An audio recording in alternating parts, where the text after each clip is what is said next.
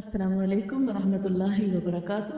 یاسین والقرآن الحکیم انک لمن المرسلین علی صراط مستقیم تنزیل العزیز الرحیم لتنذر قوما ما انذر آباؤهم فهم غافلون لقد حق القول على أكثرهم فهم لا يؤمنون إنا جعلنا في أعناقهم أغلالا فهي إلى الأذقان فهم مقمحون وجعلنا من بين أيديهم سدا ومن خلفهم سدا فأغشيناهم فهم لا يبصرون وسواء عليهم أأنذرتهم أم لم تنذرهم لا يؤمنون إنما تنذر من اتبع الذكر وخشي الرحمن بالغيب فبشره بمغفرة وأجر كريم إنا نحن نحيي الموتى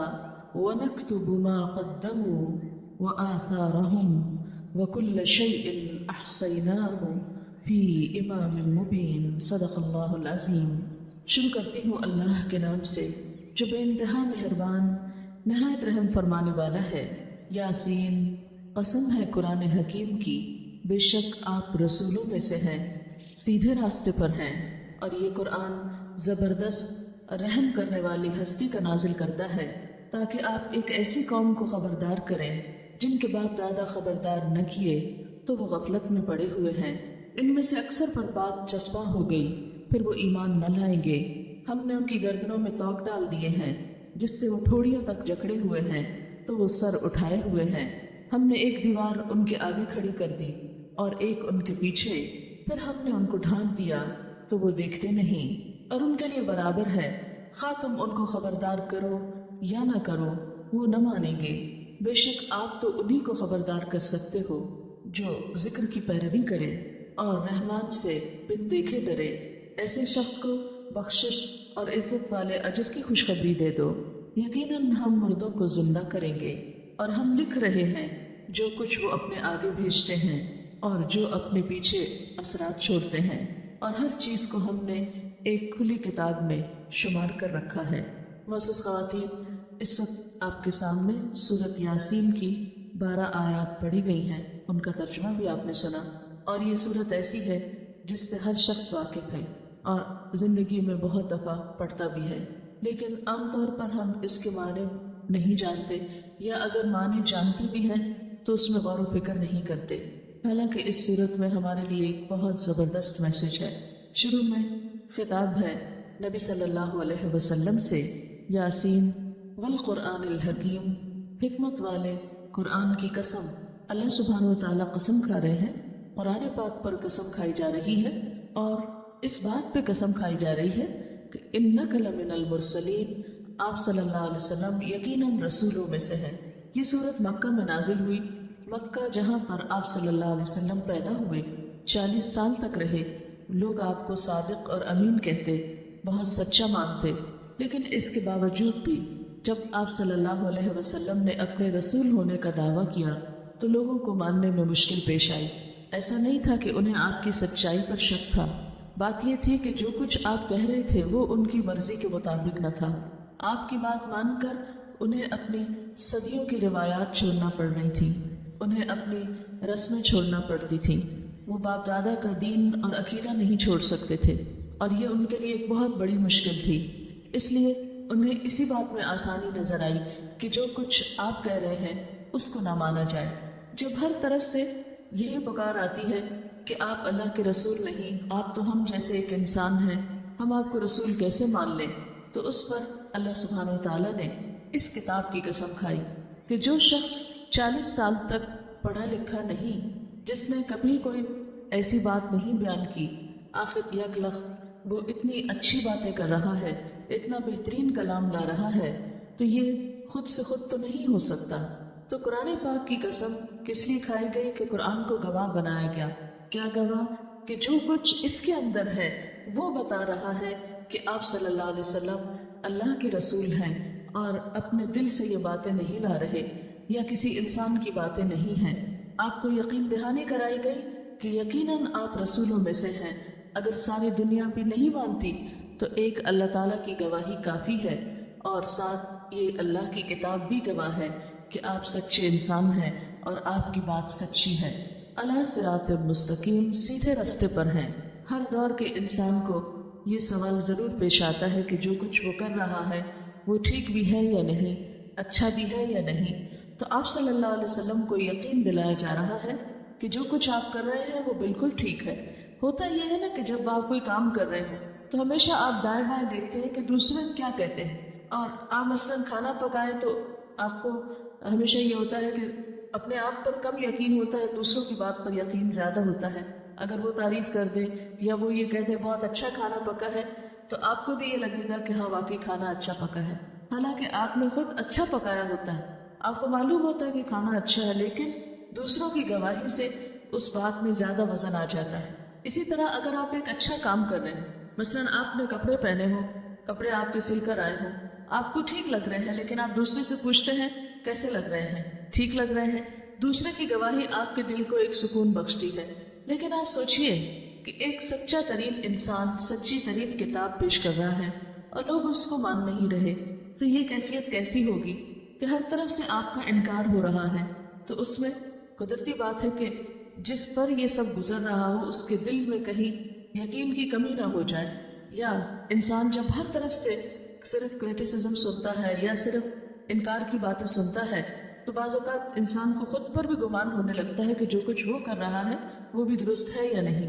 ایسے میں اللہ سبحانہ وتعالیٰ نبی صلی اللہ علیہ وسلم کو تسلی دے رہے ہیں کہ آپ بالکل ٹھیک کام کر رہے ہیں، رسول ہیں، اور یہ کتاب جو آپ پر آئی ہے یہ کوئی معمولی کتاب نہیں ہے، تنزیل العزیز الرحیم، اس ہستی کی کتاب ہے جو بہت زبردست ہے اور دوسری طرف بہت رحم فرمانے والا بھی ہے۔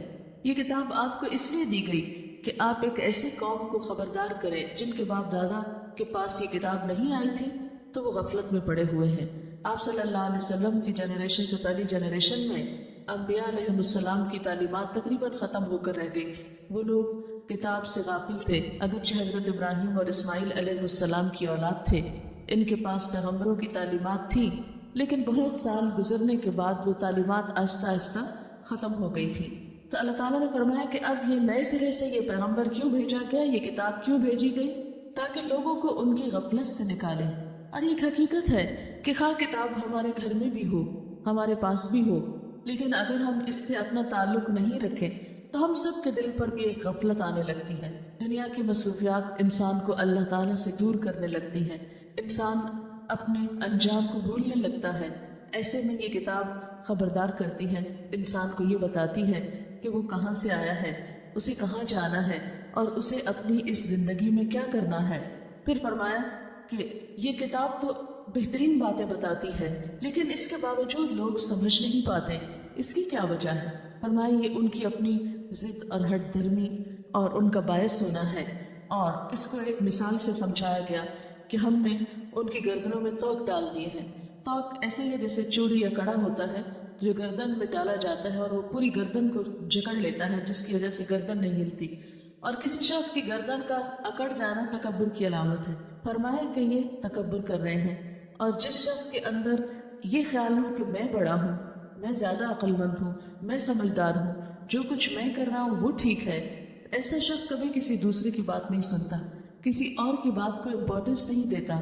مکہ کے سردار اپنے آپ کو بہت بڑی چیز سمجھتے تھے، کیونکہ خانہ کعبہ کے مجاور تھے، پوری دنیا کے لوگ، پورے عرب کے لوگ ان کے پاس آتے تھے، ان کی تجارت چمکتی، ان کا بزنس بڑھتا، اور ان کے لیے ہر طرف سے نذرانے آتے، جس کی وجہ سے ان کے اندر ایک خاص مذہبی تکبر بھی پیدا ہو گیا تھا کہ ہم اتنا بڑا کام کر رہے ہیں، مسجد حرام کو ہم نے آباد کیا ہوا ہے، اور حاجیوں کو ہم پانی پلاتے ہیں، ان کو کھانا کھلاتے ہیں، ان کی خدمت کرتے ہیں، ہماری اتنی اہمیت ہے، آخر اب ہم کسی اور کی بات کیسے مان لیں؟ تو ان کے لیے حضور صلی اللہ علیہ وسلم کی لائی ہوئی تعلیم کو ماننا ایک بہت مشکل کام تھا۔ تو اللہ تعالیٰ اس انکار کی وجہ یہ بتا رہے ہیں کہ دراصل یہ ان کا تکبر ہے، خود کو بڑا سمجھنا ہے، اور یہ کتاب چونکہ اللہ کی بڑائی بتاتی ہے اور صرف اسی کا بڑا ہونا سمجھاتی ہے، یہ چیز ان کو گوارا نہیں۔ پھر ان کو خطرہ یہ ہے کہ اگر لوگ پیغمبر صلی اللہ علیہ وسلم کی بات مانیں گے تو شاید ہماری اہمیت کم ہو جائے، ہماری طرف لوگوں کی توجہ نہ رہے، جو فائدے ہمیں اس گھر سے حاصل ہو رہے ہیں شاید وہ دنیا کے فائدے ہم کو حاصل نہ ہو۔ یہ کچھ ایسی مشکلات تھی نفسیاتی کہ جنہوں نے مل جل کر ان کو حق قبول کرنے سے روک رکھا تھا۔ پھر فرمایا ایک دیوار ان کے آگے ہے ایک پیچھے ہے۔ یہ بھی ایک مثال سے بات سمجھائی گئی۔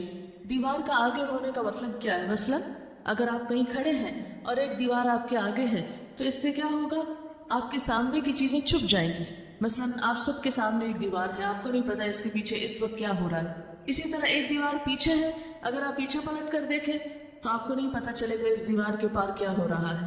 اسی طرح ہم نے ان کو اوپر سے بھی ڈھانپ دیا جیسے ایک چھت ہو۔ اب جیسے اس وقت آپ کے اوپر ایک چھت ہے تو آپ کو نہیں پتا کہ اس کے پیچھے اس وقت آسمان پہ ستارے چمک رہے ہیں یا نہیں چمک رہے۔ تو بالکل اسی طرح فرمایا کہ یہ اپنے کان اور آنکھیں اور اپنے دل اور احساسات بند کیے ہوئے ہیں اور یہ کسی بھی طرف دیکھتے نہیں ہیں، نہ اپنے فیوچر کے بارے میں یہ سنجیدہ ہیں۔ ان کا رویہ ایک نان سیریس ایٹیٹیوڈ ہے۔ یہ نہیں سوچتے کہ مرنے کے بعد ان کو کیا ہوگا، یہ نہیں سوچتے کہ یہ کہاں سے آئے ہیں، کس نے ان کو پیدا کیا ہے۔ نہ اپنے پیچھے کی خبر ہے، نہ اپنے آگے کی خبر ہے، اور نہ اپنے حال کی خبر ہے کہ اس وقت سر اٹھا کے دیکھیں کہ ان پر کیا ذمہ داری ہے۔ یہ ہر طرف سے اپنے تعصبات اور اپنے خواہشات اور بہت سے ہٹ دھرمی اور تکبر اور اپنی منمانی کرنے کے بہت سے ایسی چیزوں میں بالکل دبے ہوئے ہیں، ڈھکے ہوئے ہیں، اس لیے ان کو حق کی کوئی بات سمجھ میں نہیں آتی۔ آج بھی آپ دیکھیں کہ اگر ہم اپنے بارے میں نہیں سوچیں کہ ہمیں کس نے پیدا کیا، کہاں سے ہم آئے، کیوں بھیجا، یہاں کیا کرنا ہے، یہاں سے جانے کے بعد ہمارے ساتھ کیا ہونا ہے، جو شخص بھی یہ تین باتیں نہیں سوچتا اس کی زندگی میں پھر اللہ تعالیٰ کے ساتھ حقیقی تعلق نہیں ہوتا۔ وہ اپنی خواہشات پر جیتا ہے، صرف اپنی دنیا بنانے کی فکر میں ہوتا ہے، صرف وہ سمجھتا ہے کہ زندگی یہی ہے جو اس کمرے کے اندر ہے۔ مثلا آپ دیکھیے کہ اس وقت اگر ہم اس کمرے کے اندر سب بیٹھے ہیں اور باہر کا ہمیں کچھ نظر نہیں آ رہا اگلا پچھلا، تو ہم کیا سمجھیں گے کہ شاید دنیا یہی ہے، حالانکہ دنیا یہ نہیں ہے جو اس چار دیواری کے اندر ہے، اس سے باہر بہت بڑی دنیا ہے۔ بالکل اسی طرح جو شخص دنیا کی محبت میں ڈوب جاتا ہے وہ یہ سمجھتا ہے کہ شاید یہی زندگی سب کچھ ہے، یہی جو کچھ نعمتیں مجھے ملی ہیں، یہ وقت، یہ جوانی، یہ صحت، یہ بچے، یہ مال و دولت، یہ گھر اور یہ سب کچھ شاید ہمیشہ میرے پاس رہے گا۔ وہ اس سے آگے بڑھ کر کچھ سوچتا ہی نہیں۔ وہ اپنے مالک، اپنے خالق جس نے یہ نعمتیں دی اس کے بارے میں کچھ نہیں سوچتا، اپنے فیوچر کے بارے میں نہیں سوچتا کہ مجھ سے نعمتوں کا حساب اور جواب مانگا جائے گا۔ اس لیے اللہ تعالیٰ فرماتے ہیں کہ پھر ایسے لوگوں کو ہدایت نہیں ہوتی، ایسے لوگ سچائی کو نہیں پاتے۔ اگر ہم سب چاہتے ہیں کہ سچائی کو پائیں تو ہمیں پھر اس چار دیواری سے نکل کر پوری کائنات کے اوپر نظر ڈالنی ہوگی اور اس دنیا اور اس کائنات کے بنانے والے کو پہچاننا ہوگا، اس کا مقام اور مرتبہ جاننا ہوگا، تبھی ہم اپنی حیثیت کو صحیح معنوں میں پہچان پائیں گے۔ پھر فرمایا وَسَوَاءٌ عَلَيْهِمْ أَأَنذَرْتَهُمْ أَمْ لَمْ تُنذِرْهُمْ لَا يُؤْمِنُونَ۔ ایسے لوگوں کے لیے برابر ہے، خواہ تم ان کو ڈراؤ یا نہ ڈراؤ وہ نہیں مانیں گے۔ یعنی ان پر نہ تو پیار بھری نصیحت اثر کرتی ہے، نہ ان کو کوئی ڈانٹ اثر کرتی ہے، ان کو کسی بھی چیز سے کوئی فائدہ نہیں ہوتا۔ کیوں؟ اس لیے کہ اگر انسان کا اپنا انٹرسٹ نہیں ہوتا کسی چیز کو سننے میں، کسی چیز کو جاننے میں، تو کوئی دوسرا زبردستی اس کو نہیں سنا سکتا۔ بعض اوقات آپ نے دیکھا ہوگا کہ ایک ہی وقت میں ہمیں بہت سی آوازیں آ رہی ہوتی ہیں۔ مثلاً کسی گاڑی کا شور ہو رہا ہے باہر، کوئی گھر میں مشین چل رہی ہے، پنکھے کا شور ہو رہا ہے، کوئی اور ادھر چھوٹا موٹا مثلا کاغذ ہل رہے ہیں یا کوئی اور چیز گر رہی ہے اس کا شور ہے۔ ان ساری بہت سی آوازوں میں ہم کس آواز کو سن رہے ہوتے ہیں؟ جس سے ہمیں انٹرسٹ ہوتا ہے، جس کی طرف ہماری توجہ ہوتی، جس سے ہمیں دلچسپی ہوتی۔ تو بالکل اسی طرح حق کی آواز بھی اس کو سنائی دیتی ہے جس کو حق جاننے کا شوق ہوتا ہے۔ اللہ کی بات اس کو سمجھ میں آتی ہے جس کے دل میں اللہ کی محبت ہوتی ہے، جس کے دل میں اللہ تعالیٰ کے لیے کچھ قدر ہوتی ہے، جس کے دل میں اللہ تعالیٰ کے لیے کوئی تڑپ ہوتی ہے، اس کے لیے پھر اللہ تعالیٰ کی بات بہت امپورٹنٹ ہوتی ہے۔ پھر وہ سب کچھ چھوڑ سکتا ہے لیکن اس آواز پہ کام دھرتا ہے، یہ میرے خالق کی بات ہے، یہ پوری کائنات کے رب کا کلام ہے جو مجھ کو سنایا جا رہا ہے، یہ پیغمبر اللہ کا بھیجا ہوا ہے، اس کی طرف سے ایک میسنجر آیا ہے، مجھے اس کی بات سننا ہے۔ بالکل اسی طرح جیسے ڈاکیا یا پوسٹ مین جو ہوتا ہے اس کا انتظار کس کو ہوتا ہے؟ اسی کو ہوتا ہے جس کو کسی خط کا انتظار ہوتا ہے، یا کسی اپنی دلچسپی کی چیز کے آنے کا انتظار ہوتا ہے، کوئی پارسل آپ کا آنا ہوتا ہے جس میں آپ کے لیے بہت انٹرسٹ ہے، تو بالکل اللہ کا جو پیغمبر ہوتا ہے وہ جو کچھ لے کر آتا ہے اللہ تعالیٰ کی طرف سے، اس میں بھی اسی کو انٹرسٹ ہو سکتا ہے جس کو اپنے رب سے کچھ پیار ہو یا اس کو اپنے آخرت کے بارے میں کچھ فکر ہو۔ پھر فرمایا انما تنذر من اتبع الذکر، آپ تو اسی کو خبردار کر سکتے ہیں، آپ کی نصیحت، آپ کی تعلیم سے تو وہی فائدہ اٹھائے گا جو ذکر کی پیروی کرے گا۔ ذکر سے مراد یہ کیا ہے؟ اللہ کی بات۔ ذکر کا مطلب ایک ریمائنڈر بھی ہے، ریممبرنس بھی ہے، یاد دہانی ہے، یعنی یہ بات جو صرف یاد کرانے کے لیے۔ اللہ کی کتاب اصل میں ہے کیا؟ ہم کو یہ یاد کرانے آئی ہے کہ بندے یہاں دنیا میں رہ کے بھول نہ جانا، ہمیشہ یہاں رہنے کے لیے نہیں آئے ہو، دیکھو کتنے آئے اور کتنے گئے، تم کو بھی جلدی جانا ہے۔ ہم دوسروں کو جب جاتا دیکھتے ہیں تو سوچتے ہیں شاید یہ انہی کی باری تھی، وہ چلے گئے، ہمیں تو شکر ہے ہمارے ساتھ نہیں ہوا، لیکن ہم بھول جاتے ہیں کہ وہ دن بہت قریب ہے جب ہم پر بھی وہی وقت آ جائے گا جو دوسروں پر گزرا ہے، کیونکہ نیک سے نیک لوگ دنیا میں آئے مگر رہ نہیں سکے ہمیشہ۔ اللہ تعالیٰ کے جتنے پیغمبر آئے، حالانکہ اللہ کے بہت محبوب تھے، ان کو بھی جانا پڑا۔ دنیا میں مالدار سے مالدار لوگ آئے لیکن ان کو بھی واپس جانا پڑا۔ اللہ تعالیٰ نے جس بھی زندگی کو پیدا کیا اس کے لیے موت ضرور رکھی۔ کل نفس ذائقۃ الموت، ہر نفس کو موت کا ذائقہ چکھنا ہے۔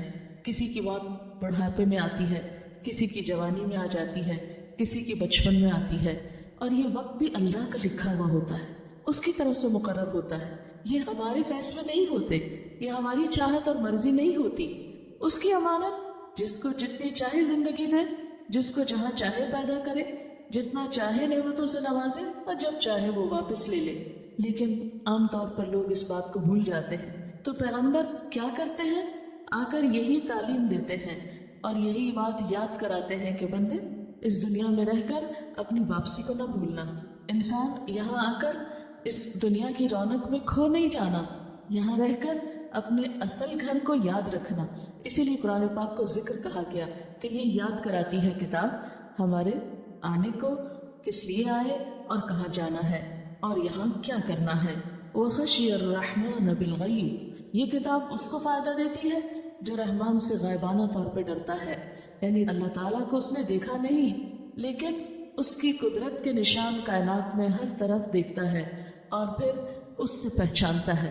آپ دیکھیے کہ دنیا میں بہت سی چیزیں آپ کو نظر آتی ہیں اور بہت سی چیزیں نظر نہیں آتی مگر ان کے اثرات ہوتے ہیں۔ مثلاً اگر آپ گھر کے اندر بھی بیٹھے ہیں اور باہر تیز دھوپ اور تیز گرمی ہے، سورج بہت چمک رہا ہے، اگرچہ آپ سورج نہ بھی دیکھیں، آپ کمرے کے اندر ہیں، اس کی روشنی نہ آئے تو کیا کمرے کے اندر اس کی حرارت آپ کو محسوس نہیں ہوتی، اس کی گرمی؟ اگر آپ کو گرمی لگ رہی ہو تو آپ خود ہی کہتے ہیں کہ آج سورج بہت چمک رہا ہے۔ اسی طرح ہوا جو ہے ہم دیکھ نہیں سکتے لیکن ہمیں محسوس ہوتی ہے جب وہ چلتی۔ اللہ تعالیٰ اگرچہ خود نظر نہیں آتے لیکن یہ وسیع پھیلا ہوا آسمان جو رات کو ستاروں سے چمک اٹھتا ہے، یہ سمندر، یہ دریا، یہ پہاڑ، یہ پودے، ہم نے کبھی سوچا کہ ہم زمین کو پانی اور بیج دیتے ہیں اور وہ ہمیں کیسا کیسا سبزہ لوٹاتی ہے، کیسے کیسے پھل اس پر آتے ہیں اور ان پھلوں کے کتنے مختلف رنگ ہیں۔ آپ کے گارڈن میں ایک ہی وقت میں لیموں کا درخت اور ناریل کا درخت ہو سکتا ہے، دونوں مٹی سے آ رہے ہیں، دونوں کو ایک پانی لگ رہا ہے، ایک کا ذائقہ کھٹا ہے اور ایک کا ڈفرنٹ مختلف ہے۔ یہ کون اندر یہ تبدیلیاں کر رہا ہے؟ یہ آسمان جس تک کوئی انسان پہنچ نہیں پایا، اتنا وسیع آسمان، یہ کس نے بنایا؟ یہ سب کچھ خود نہیں بنا، یہ جو کچھ بھی ہمیں نظر آتا ہے یہ خالق کی پہچان ہے۔ جیسے آپ کوئی بھی کپڑا دیکھ کر پہچان جاتے ہیں یہ کہاں کا بنا ہوا ہے، فوراً پہچان جاتے ہیں کپڑے کی ساخت دیکھ کر، کس کوالٹی کا، اس کا نام کیا۔ بالکل اسی طرح جو لوگ اپنی آنکھیں کھول کر رکھتے ہیں، غور و فکر کرتے ہیں، وہ مختلف کائنات کی نشانیوں کو دیکھ کر اپنے رب کی عظمت کو پہچانتے ہیں۔ فرمایا جو رب کو پہچانتا ہے اور رب سے ڈرتا بھی ہے، اور پھر یہاں پر ایک دلچسپ بات دیکھیے کہ رحمان سے ڈرتا ہے۔ ہم تو عام طور پر غلط کام کرتے ہوئے کیا کہتے ہیں؟ غفور الرحیم ہے لہذا کوئی بات نہیں۔ یہاں کیا کہا؟ من اتبع ذکر وخشی الرحمن، جو رحمان کی رحمت کے باوجود اس سے ڈرتا ہے، یعنی رحمان کی رحمت کا غلط مطلب نہیں سمجھتا، وہ سمجھتا ہے وہ بہت محبت کرنے والا ہے، 70 ماؤں سے بڑھ کر پیار کرنے والا ہے، لیکن اس کی عظمت اور اس کی ہیبت اور اس کی قدرت، اس کے آگے مجھے ڈرنا ہی چاہیے۔ کہیں ایسا نہ ہو کہ میری کوئی بات اس کو پسند نہ آئے، کوئی چیز اس کو ناگوار ہو۔ جو شخص اپنے دل میں یہ احساسات رکھتا ہے پھر وہ گناہ سے بچنے کی کوشش کرتا ہے۔ وہ یہ نہیں دیکھتا کہ گناہ چھوٹا ہے یا بڑا ہے، وہ یہ دیکھتا ہے میرا رب کتنا بڑا ہے اور اس کی چھوٹی سی نافرمانی بھی بہت بڑی نافرمانی ہے۔ مثلا آپ دیکھیں کہ ایک بچہ اگر اپنے بہن کی بات یا بھائی کی بات نہیں مانتا تو وہ بھی ایک روڈنیس ہے، لیکن اگر وہ اپنے ماں باپ کی بات نہیں مانتا تو یہ بڑی روڈنیس ہے، بڑی غلطی۔ اور وہی اگر اپنے رب کی بات نہ مانے تو بات وہی ہے، لیکن جس کے انکار ہو رہا ہے، جس کی نافرمانی ہے، اس کے مقام کے مطابق وہ نافرمانی چھوٹی یا بڑی ہو جاتی ہے۔ اس لیے اللہ کے ذکر سے اس کو فائدہ ہوتا ہے جو اللہ سے ڈرتا ہے۔ فبشرہ بمغفرۃ، ایسے شخص کو بخشش کی خوشخبری دے دو۔ یعنی بخشش، معافی کس کے لیے ہے؟ جو رب سے ڈرتا ہو اور رب کی بات ماننا چاہتا ہو۔ وَأَجْرًا کریم، کس بات کی خوشخبری؟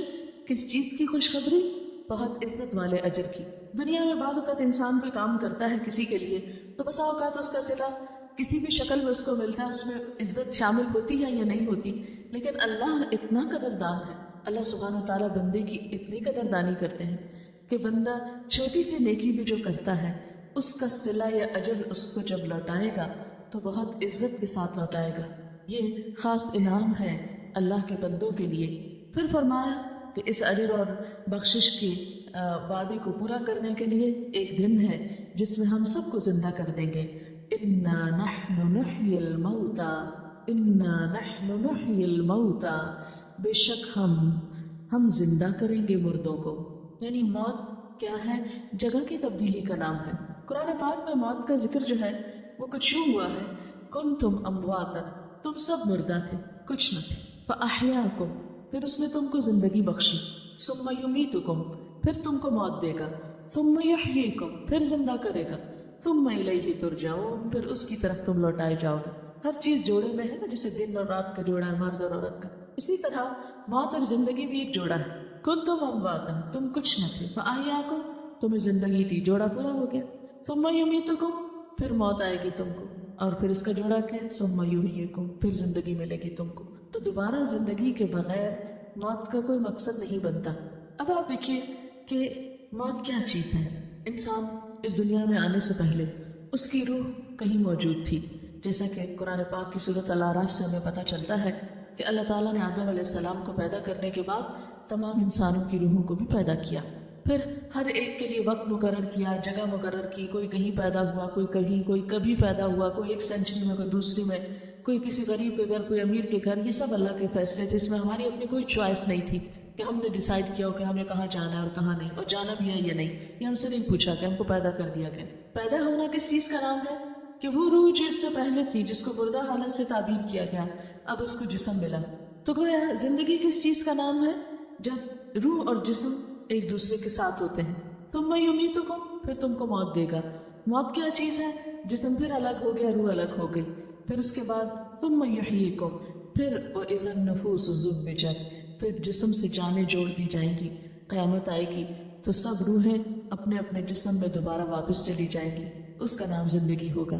تو گویا موت کچھ اس طرح ڈیفائن کی جا سکتی ہے کہ جب جسم اور روح الگ الگ ہیں تو یہ موت کی کیفیت ہے، کیونکہ روح کو کوئی کام کرنے کے لیے جگہ نہیں ملتی، وہ ایک طرح سے سٹل چیز ہو جاتی ہے یا نل ہو جاتی ہے۔ جب اس کو جسم ملتا ہے تو وہ ایکٹیو ہو جاتی ہے۔ سب جو میرے ہاتھ ہل رہے ہیں، میں اٹھ رہی ہوں، بیٹھ رہی ہوں، کیا ہے؟ کیونکہ اس میں روح ہے۔ روح نہ ہو تو یہ ہاتھ حرکت نہیں کر سکتے، اسی کا نام موت ہے۔ آپ نے دیکھا ہوگا ڈیڈ باڈی جو ہے اس کے پاس روح نہیں ہوتی تو اس کے جسم جو ہے وہ حرکت نہیں کرتا، حالانکہ وہی سب کچھ ہوتا ہے لیکن اس کے اندر کچھ نہیں ہوتا۔ پھر کیا ہوگا؟ قیامت کے دن دوبارہ یہ سب کچھ واپس ملا دیا جائے گا۔ اسی طرح آپ دیکھیے کہ ایک اور طرح سے بھی آپ سمجھ سکتے ہیں کہ جیسے ایک گھر میں 4 کمرے ہوں، انسان دنیا میں آنے سے پہلے ایک کمرے میں تھا، جب اس کی صرف روح تھی، دنیا میں آیا تو دوسرے کمرے میں آ گیا، اب اس کو زندگی کہا۔ اب یہاں سے جانے کے بعد ایک اور کمرے کی طرف جائے گا، یعنی درجہ بدرجہ، لَتَرْكَبُنَّ طَبَقًا عَنْ طَبَقٍ، تم درجہ بدرجہ ایک حالت سے دوسری حالت میں لائے جاؤ گے۔ صرف روح، پھر روح اور جسم، پھر صرف روح، جسم اور روح الگ الگ، جسم زمین میں، روح اپنے علیین سجین میں، اور پھر ایک وقت آئے گا کہ دوبارہ واپس دونوں اکٹھے۔ تو یہ ایک درجے سے دوسرے، دوسرے سے تیسرے، تیسرے سے چوتھے، اب ہم سب ایک دوسرے درجے میں ہیں، پھر ہم سب ایک تیسرے میں جائیں گے، तीसरे से एक चौथे कमरे में जाना होगा जो मैदान हशर होगा, जहाँ सब इंसानों को अपने अपने किए का जवाब देना होगा। उसी के बारे में यहाँ फरमाया जा रहा है, इन्ना नहनु नहयिल मौता, यकीनन हम जिंदा करेंगे मुर्दों को। और हम क्यों जिंदा करेंगे? वनक्तुबु मा क़द्दमू, और हम लिख रहे हैं जो भी वो आगे भेज रहे हैं, यानी वहाँ उनके आमाल की उनको जजा या सजा दी जाएगी। ये जजा या सजा किस पर बेस्ड होगी? उनके अपने कामों पर। उन कामों का हम पूरा रिकॉर्ड रख रहे हैं। नक्तुबु मा क़द्दमू, हम लिख रहे हैं जो भी वो रोज करते हैं। व आसारहुम, और उनके आसार भी हम लिखते हैं। व कुल्ल शैइन, और हर चीज जो उन्होंने जिंदगी में की या मरने के बाद उनके आसार थे, अहसैनाहु, हमने उसको काउंट कर लिया, हमने उसको गिन लिया। और गिन कर लिखा कहाँ? फी इमाम मुबीन, एक खुली किताब में, एक बड़े रजिस्टर में सब कुछ रिकॉर्डेड है। तो इससे पता चलता है कि क़यामत के दिन इंसान को जिंदा करके उसका नामा आमाल दिया जाएगा, उसको उसके आमाल दिखाए जाएंगे। अब आप देखिए कि ये जो हमारा नामा आमाल है, कुरान पाक की इस आयत यानी सूरत यासीन की आयत नंबर 12 के मुताबिक दो बड़ी चीजों पर मुश्तमिल है। आमाल नामे में दो तरह के अमल है। नंबर 1 मा क़द्दमू, जो हम अपनी जिंदगी में करते हैं, और नंबर 2 व आसारहुम, जो मौत के बाद हमारे आमाल नामे में जमा होते हैं।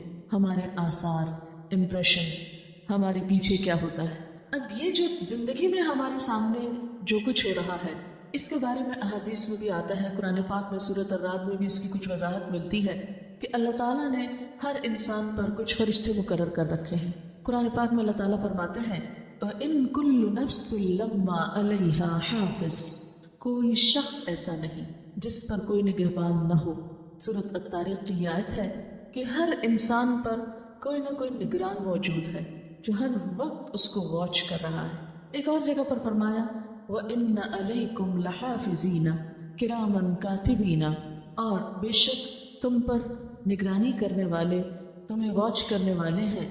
कौन? किरामन कातिबीन, जो इज्जत वाले फरिश्ते हैं। दाएं और बाएं हम में से हर एक के साथ हर वक्त दो फरिश्ते लगे हुए हैं। जो बात हम करते हैं, जिस जबान में हम करते हैं, वो भी लिख लेते हैं। जहाँ कहीं हम होते हैं वो हमारे साथ होते हैं। जिस वक्त भी हम कुछ करते हैं, चाहे दिन हो या रात हो, लहू मुअक्किबातुम मिन बैनि यदैहि व मिन खल्फी, आगे पीछे इंसान के निगरानी करने वाले लगे हुए हैं। अब आप देखिए कि कोई लफ्ज़ जो इंसान के मुंह से निकलता है उनसे छूटता नहीं, उन्हें भूलता नहीं। सूरत क़ाफ में अल्लाह ताला फरमाते हैं, वलक़द नअलमु मा तुवस्विसु बिही नफ्सु, हम जानते हैं जो वसवसे भी इंसान के दिल में आते हैं। वनहनु अक़रबु इलैहि मिन हब्लिल वरीद, और हम उसकी रगे गर्दन से भी ज्यादा खुद उसके करीब हैं, यानी हम डायरेक्ट भी देख रहे हैं। और फिर मा यल्फ़िज़ु मिन क़ौलिन इल्ला लदैहि रक़ीबुन अतीद, कोई लफ्ज़ उसकी ज़बान से नहीं निकलता मगर एक हाजिर पाश निगरान मौजूद होता है जो फौरन उसकी बात लिख लेता है, यानी एक लफ्ज़ भी खता नहीं जाता। सूरत अल-कहफ़ में फरमाया, जब इंसान क़यामत के दिन अपना नामा आमाल देखेगा तो कहेगा, मा लिहाज़ल किताब, इस किताब को क्या हो गया, ला युगादिरु सगीरतन वला कबीरतन इल्ला अहसाहा, इसने न तो कोई छोटी बात छोड़ी और न बड़ी बात छोड़ी मगर सबको गिन लिया, सबको इकट्ठा कर लिया। यहाँ भी अल्लाह ताला क्या फरमाते हैं, कुल्ल शैइन अहसैनाह, हर चीज को हमने गिन कर रखा है। इससे ये जो गिनने का लफ्ज़ है, सिर्फ जमा नहीं कर रहे बल्कि गिन रहे हैं, ये बहुत खौफनाक किस्म का लफ्ज़ लगता है। इसके मुताबिक यानी गिनती से मुराद क्या है कि इंसान के नंबर एक ये कि टोटल जितने भी मुझसे लफ्ज़ निकले, जो भी उसके एक्शन, सब काउंट हो रहे हैं। काउंट करने की मिसाल कैसे है, मसलन जितनी हम नमाजें पढ़ेंगे वो सब काउंट होंगी। इस शख्स पर इतने हजार नमाजें इतने साल की जिंदगी में थी, इसने इतनी पढ़ी, इतनी नहीं पढ़ी, इतनी इसकी कम है, इसके इतने रोजे थे, इतने रखे, इतने नहीं रखे, इतने कम है, इसने इतना सच बोला, मसलन 1101 सच बोला और 5000 झूठ बोले, गिन गिन के लिखे हुए होंगे। इतनी दफा ग़ीबत की, इतनी दफा ये गलत काम किया, ये सब की गिनती हो रही है, स्कोर जो है वो देखा जा रहा है। और फिर यशहदुहुल मुक़र्रबून का लफ्ज़ आता है कुरान पाक में कि कोई मुक़र्रब फरिश्ते जो है वो नामा अमाल को वॉच करते रहते हैं, स्कोर ऊपर जा रहा है, नीचे जा रहा है। और ख़ासतौर पर जो नेक लोग हैं उनके अमाल नामों के ऊपर वो मुक़र्रर हैं, क्योंकि वो उनके लिए दुआएं भी करते हैं اور استغفار کرتے ہیں کچھ فرشتے اللہ کے اچھے بندوں کے لیے کہ اللہ یہ ہیں تو اچھے مگر انسان ہے غلطیاں ہو جاتی ہیں. تو بہرحال یہ چیز ہم میں سے ہر ایک کو اچھی طرح اپنے خیال میں رکھنی چاہیے جو بھی ہم کام کر رہے ہوں کہ یہ سب لکھا جا رہا ہے اور کاؤنٹ ہو رہا ہے اور پھر اس کا وزن ہوگا قیامت کے دن. اور پھر اس کے ساتھ آپ دیکھیے جو آیت کا دوسرا حصہ ہے نامہ اعمال کا دوسرا حصہ وہ آثارہم اور ان کے آثار. آثار کا لفظ جیسے آثار قدیمہ کے لیے استعمال ہوتا ہے آثار اثر کی جمع ہے. اثر کہتے ہیں نشان کو. فنگر پرنٹ جیسے ہوتا ہے تو اب آپ دیکھیں کہ مجرم کو جیسے شناخت کرنے کے لیے اس کے فنگر پرنٹ سے اس کو پہچانا جاتا ہے بالکل اسی طرح قیامت کے دن انسان کے کاموں کے جو اثرات ہوں گے اس کا جو امپریشن بنتا ہے وہ بھی لکھا جائے گا. وہ امپریشن اس کی زندگی میں کیا بن رہا ہے اور وہ امپریشن مرنے کے بعد کیا ہے.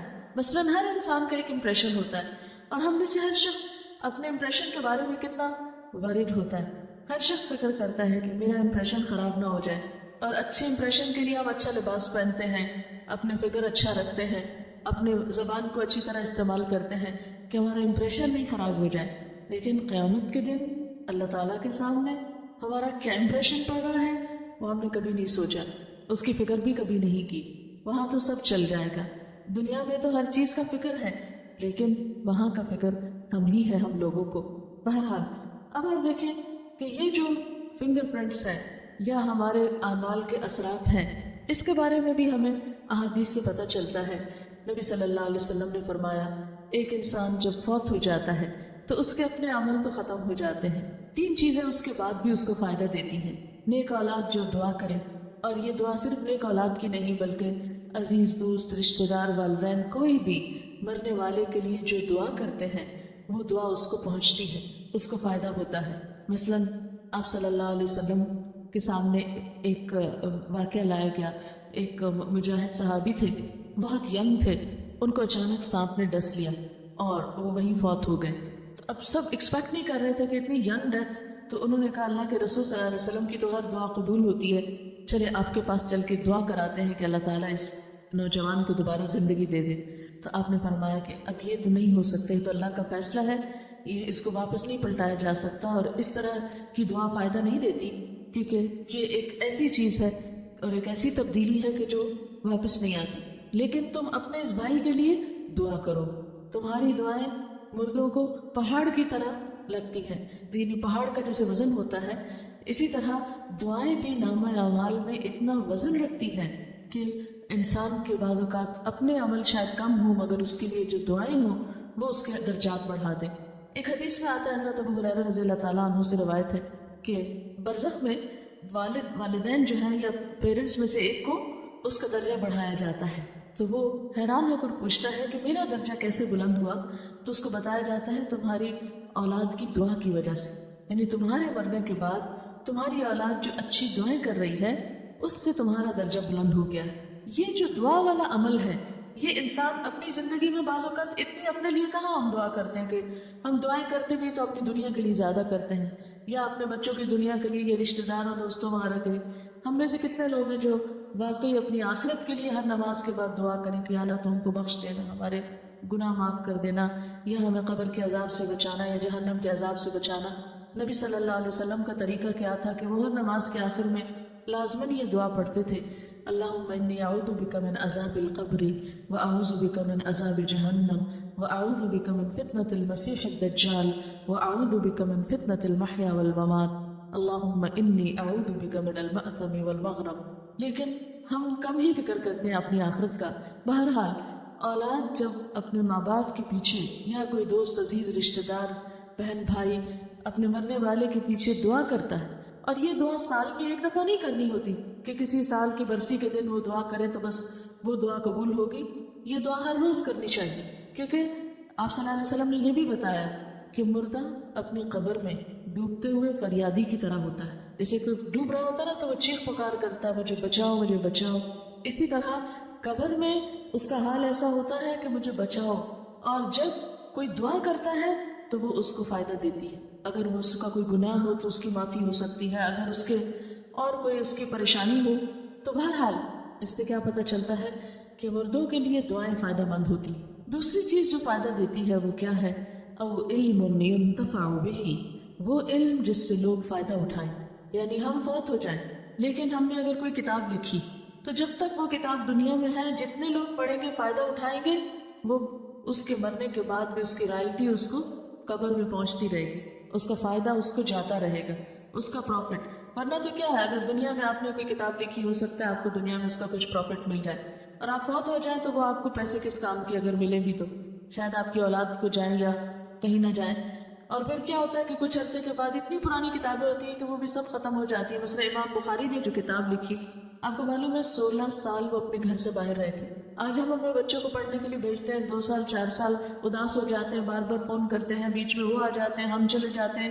لیکن اس دور میں امام بخاری نے جب یہ کتاب لکھی تو ان کی عمر 16 ایئرس تھی. وہ اپنی والدہ اور بھائی کے ساتھ حج پر گئے. حج کے بعد ان کی والدہ اور ان کے بھائی واپس آ گئے، لیکن وہ وہیں رہ گئے اور وہاں انہوں نے تعلیم حاصل کرنا شروع کی.